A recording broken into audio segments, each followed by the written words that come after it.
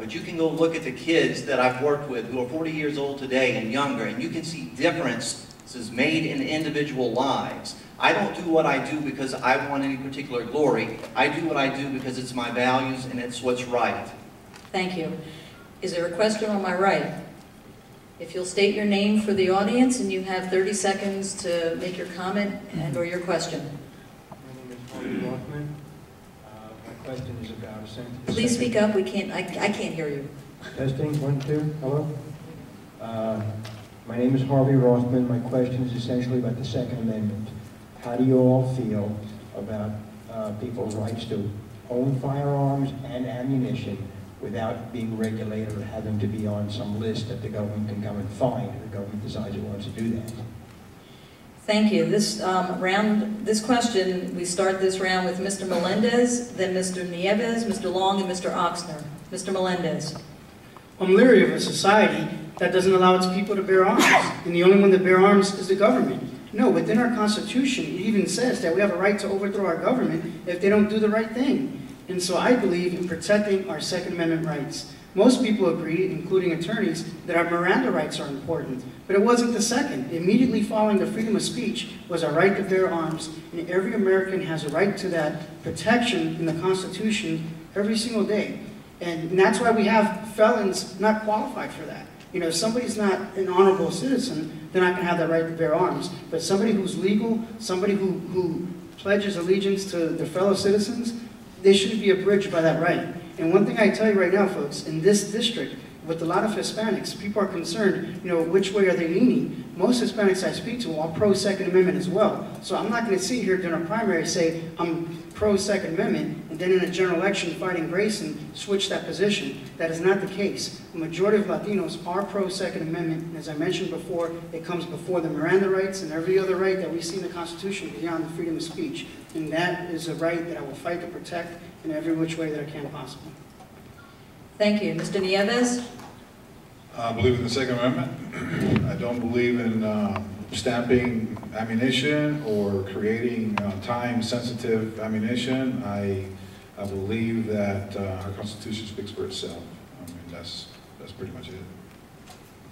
Thank you. Short and to the point. Mr. Long? Yes, I'm a big supporter of the Second Amendment and the Constitution as a whole. I think Jefferson even said it was not only your right but your duty to own a firearm, and that the Second Amendment actually protects all our other rights that were given by God, which is an extremely important right. So as your congressman, I'm not going to put any restrictions on that right. I'm just going to make sure that the Second Amendment is enforced, and also that people are educated about the importance of where this came from. And as you've seen how corrupt our government has gotten, it's gone from incompetent to blatantly corrupt. That right is becoming more and more important to us each and every day, unfortunately. Thank you. Mr. Oxner? Yeah, I'm in favor of the Second Amendment. The Second Amendment wasn't there. Sometimes you hear people say, well, we have the right to hunt. The Second Amendment had nothing to do with hunting. The Second Amendment is all about giving the people the ability to handle an oppressive government.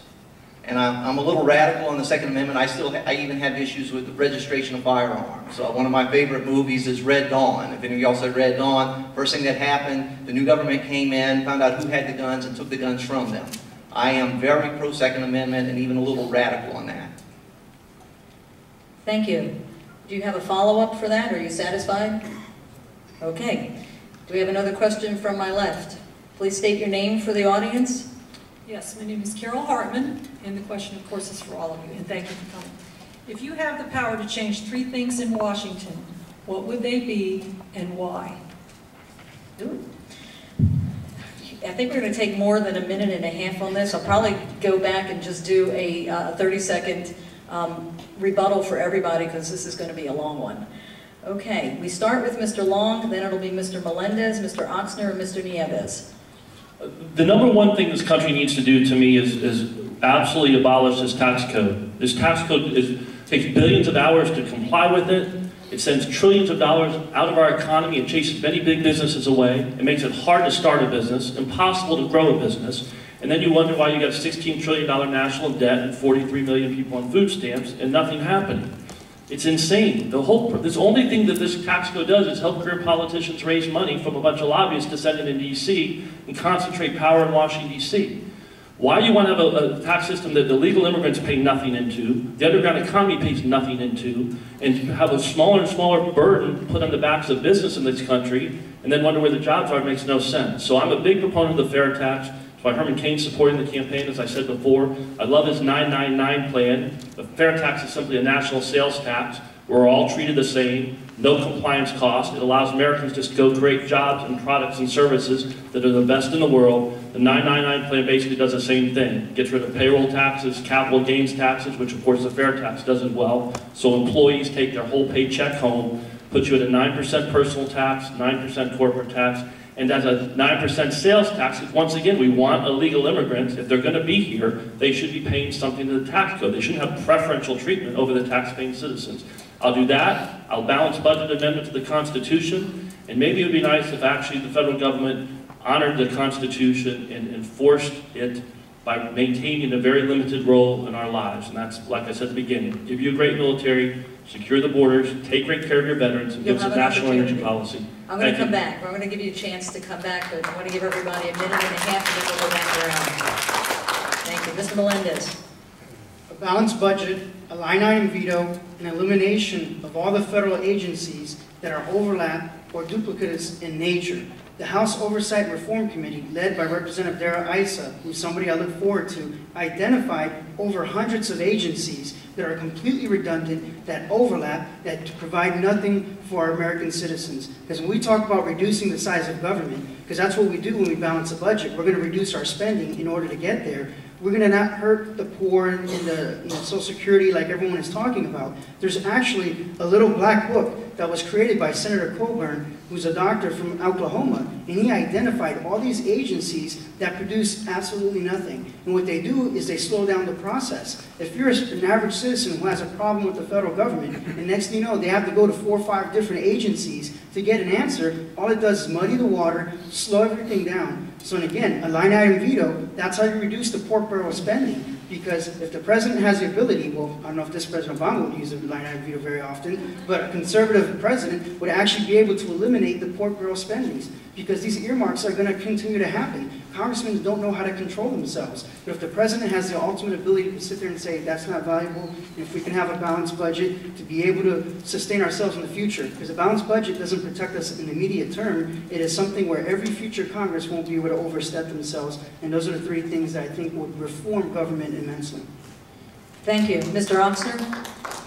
I think one of the first things we need to change is what causes the corruption in Congress. We need to put in laws that stop the insider trading, the perks, everything that Congress gets. The people in Congress need to be held at a higher level than the regular person. Right now they're held at a much lower level than the regular person. Second thing is the tax code. Herman Cain supporting my campaign as well. For the fair tax, one of the things we've been fighting for the fair tax for a long time and we have not been winning. I have a plan to use what's called the Truth in Taxation Act, which gives people the visibility of how much tax they're actually paying, because we can't change our tax system as long as half of the United States is against that. And without the visibility, and I can go into that in more detail when I have a little more time, but we got to give visibility to the people in the United States so they understand what taxes they're paying so that we can put in the fair tax. We just can't do it by saying we want to do it. We need to have solutions to get that done. And the third thing, we got to get government out of the way of business. I'm in business, and I've been fighting government for 30 years.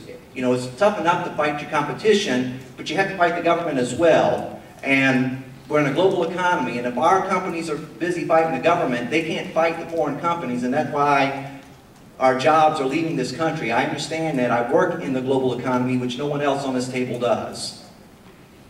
Thank you. Mr. Nieves. If I could only do 3 things, I would focus on the most pressing areas of our economy, job creation. I also would look to restructure our economy. And third, I would focus on government reform. First, job creation. I believe that tax reform, comprehensive tax reform, is an excellent place to start. I don't support, not a proponent of a fair tax, because it is a high consumer tax-based code. I believe in a flat tax, and hopefully I'll have an opportunity to get into that later. But that will be a great way to start creating jobs in the current jobless economy. As far as restructuring an economy, I would look for the energy department. I believe that it is critical that we don't dominate the energy field worldwide. It provides approximately 30 million jobs. It is a way to create permanent job creation and a way to lower expenses on the public, therefore opening up disposable income. And thirdly, as it comes to, referring to government reform, term limits. Let's start with term limits. Thank you. Each of you has identified one thing of those three things that you would like an opportunity to give us a little bit more information about. So I'm going to give each of you 30 more seconds to get very specific about one of those reforms that you think would be the most beneficial to our country. I think, I was talking about the fair tax, and for those of, we wrote a chapter in the book about it, but basically, we all know, under this current tax code, that we're all going down together. I mean, there's no question. We don't create near enough wealth, no jobs. You look at the last 2 times the economy's done pretty well. It was back in the 1990s under Clinton when we had that dot-com internet bubble, which created a lot of false wealth. And that bubble popped and it was over. Then we had this false real estate wealth bubble pop. It wasn't real wealth being created. Our manufacturing sector is done. We're not competing, and unless you have bold changes, bold reform, and encourage everybody to work and honor that wealth and honor big business to come back to the United States and say, this is going to be the wealth-creating capital of the world. If you're doing business, you want to do it in Central Florida or in the United States. Unless you do that, we're all going to not be able to take care of our seniors, do anything that we want to do, not have a strong military, or have people sitting there on unemployment, collecting unemployment checks. Thank you. 30 seconds. Mr. Melendez. A quick example is the Department of Defense. I'll go after them as well. There are over 16 intelligence agencies. The federal bureaucracy is so large that they created the Office of Director of Central Intelligence, not to gather intelligence, but to manage the federal bureaucracy. I can't even think of 16 foreign countries that are actively at war against us. I mean, they may not like us, but that doesn't mean that you create a federal intelligence agency to do that. You know, I can only, again, we talk about the Defense Intelligence Agency, the CIA, the NSA. You know, it's a numerous litany of alphabet soup that I like to call it, and my kids call it as well. And that is a specific item that we hold true as Republicans. Don't touch defense. I'll go after duplication, redundancy, no matter where it's at, even if it's a Republican, you know, immunity, so to speak. Thank you. Mr. Oxner. Yeah, I'll just hit the Truth in Taxation Act real quick. Basically, when you get your paycheck, a lot of your taxes are hidden from you, and I want those taxes to be visible, that everyone can see that. And then also when you're going to the store, like when you go into Publix, about 22% of what you're paying is hidden federal income tax. So when you go to Publix, you should be able to see, here's $100, here's $22 I spent in taxes. And again, we've been fighting the fair tax for years. You know, people sponsor it, but we need fresh ideas. We need people that have solved problems and know how to communicate to the American people what's wrong with our taxation system. Thank you. Mr. Nieves, a specific area of reform. Government reform? Correct. Not another one that I brought up earlier, or can I focus on energy? I mean, absolutely. A specific area that you believe would be beneficial. The most beneficial to us right now is making sure that Americans have a good paycheck coming in every week. I mean, a good paycheck fixes a lot of ills, a lot of elements. So I look at which categories in our economy can deliver the most bang for our buck. And without a doubt, that is restructuring our energy department. We have to grow our own energy. We have to keep our wealth in our country. We have to use that as a mechanism, as a way to increase property value. Okay? There's estimated 30 million jobs in that industry. For us as a nation to get back to close to 5% unemployment by the end of this decade, we need to create about 21 million jobs. Time. And last month we created 80. Thank you. Thank you all. You'll all have an opportunity to expand on these topics if our audience asks more questions about these very important issues. Do we have another question on my right?